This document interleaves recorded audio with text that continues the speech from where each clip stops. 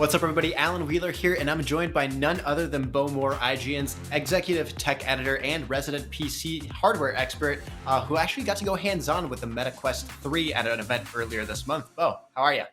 I'm doing great. Good to talk to you. So, talk to me about the MetaQuest 3. How does it improve on the actual gaming experience in mixed reality when compared to the MetaQuest 2? Yeah, so there's kind of two big things that you're getting in the upgrade to the Quest 3. One is a bump in resolution, the visual quality that you're getting. The new chip inside the Quest 3 is more powerful. It's going to give you a better visual experience. In the demos that I played, they actually did a little bit of Quest 2 emulation, so I could like toggle a switch and it would flip back and forth between what it would have looked like on Quest 2 versus what it looks like on Quest 3. And yeah, the upgrade is definitely noticeable. Like text is a lot crisper. I mean, the Quest 2 didn't really have many issues with the screen door effect, but like I didn't see any at all. That was basically, a thing of the past. Games are going to run better. There were some games that kind of chugged on the Quest 2. I want to say that maybe The Walking Dead Saints and Sinners was not a great experience on Quest 2, but like it played great on PSVR, for example. So things like that, they're going to play a lot better.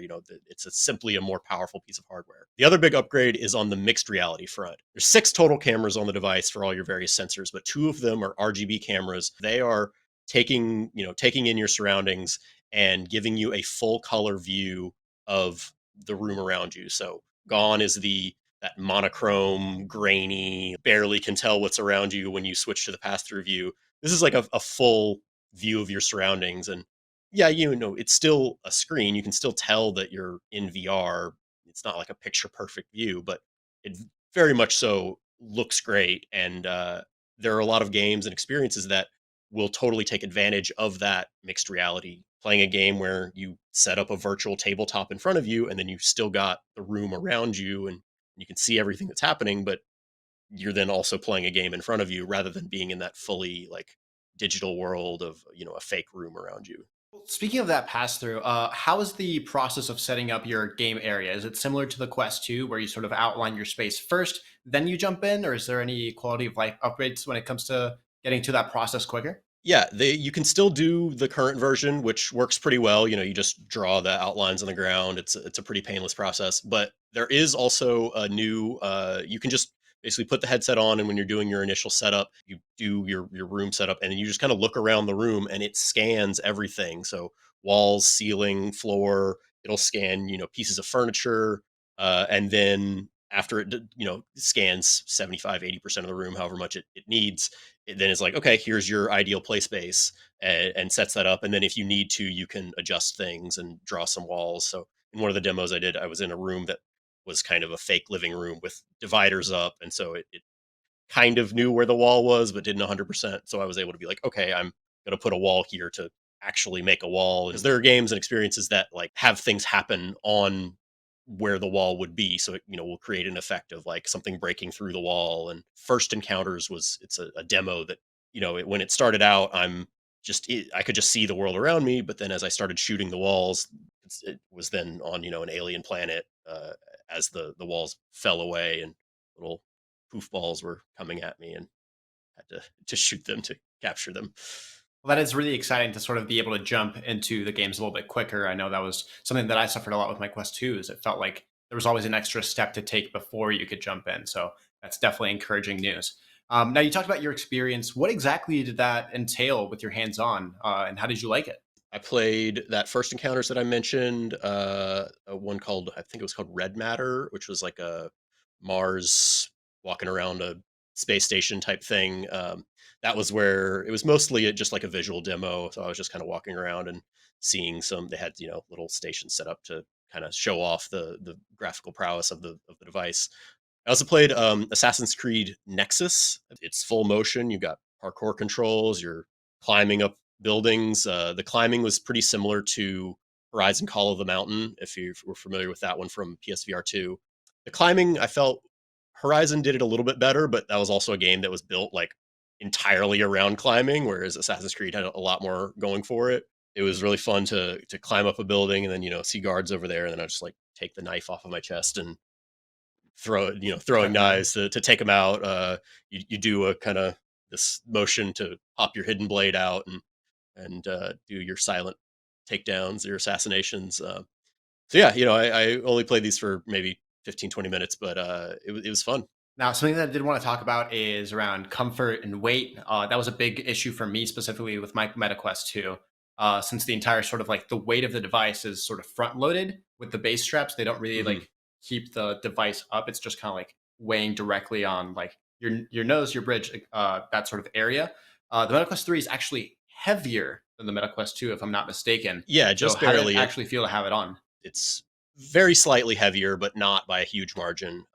The head strap, the base head strap that it comes with, is it's still that cloth head strap, but it has a kind of new Y shape to it. So you've got the main one, and then it splits into a Y that then uses a similar two buckle system to adjust the tension on your head. Coming from PSVR 2 and the Valve Index, which admittedly are higher end devices, those are definitely more comfortable in my opinion. The base strap I did not find super comfortable.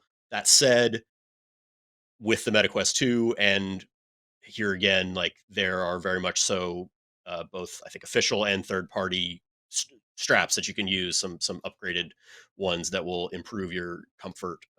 Again, it's a little bit on the discomfort side, but not terrible. But if you do want to upgrade, there are those options.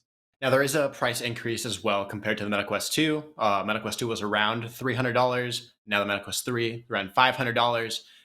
What upgrades are like immediately noticeable for people that are choosing to upgrade? Yeah, it's as I was saying before, it's the visual quality, the processing power, and then that mixed reality. So if you want to play any of the mixed reality experiences, which I believe Meta was saying that there are so 500 plus games or experiences in the full content library of things that are available for the Quest platform. At least currently, there aren't any Quest 3 exclusives, so everything will still run on the Quest 2.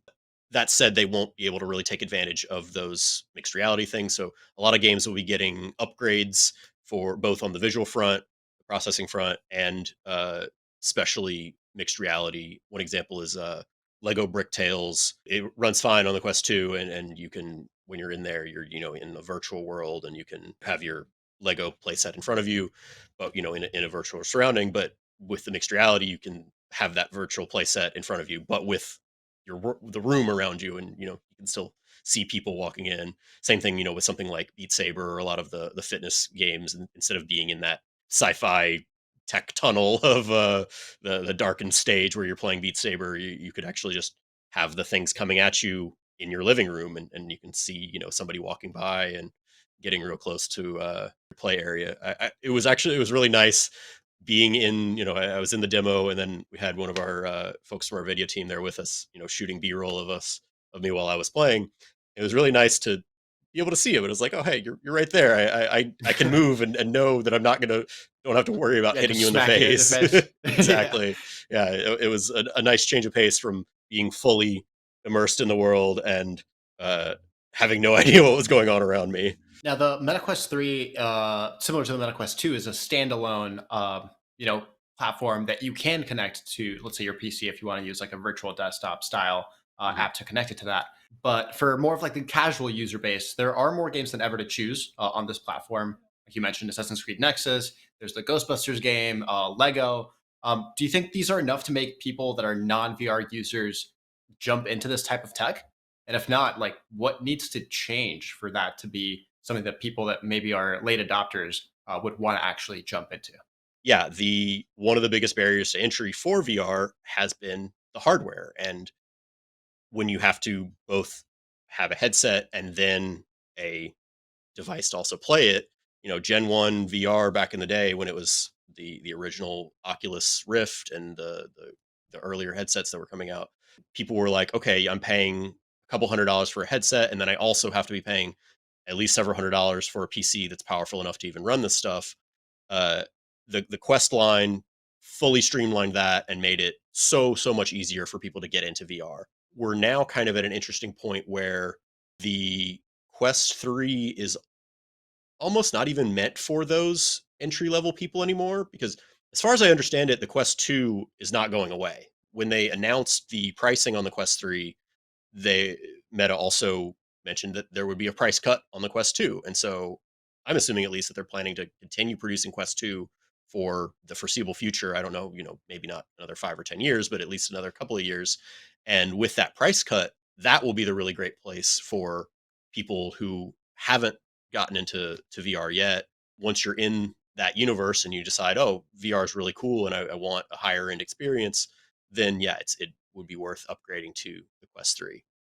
If you haven't done VR before at all, I feel like 500 is a tougher sell. At the least, it is a standalone thing, and so you are getting the processing power that can actually run stuff really well and looks, visually it wasn't quite on the PS5 or the PSVR 2 level, but it's up there, and it looks really really nice, and it's very impressive for it being an all-in-one headset. So, Bo, thank you so much for your time. Really appreciate you stopping and talk to us. thanks for having me. And for everyone at home, make sure to check out Eric Song's review on the MetaQuest 3 coming out very soon. For all things VR, keep it locked to IGN.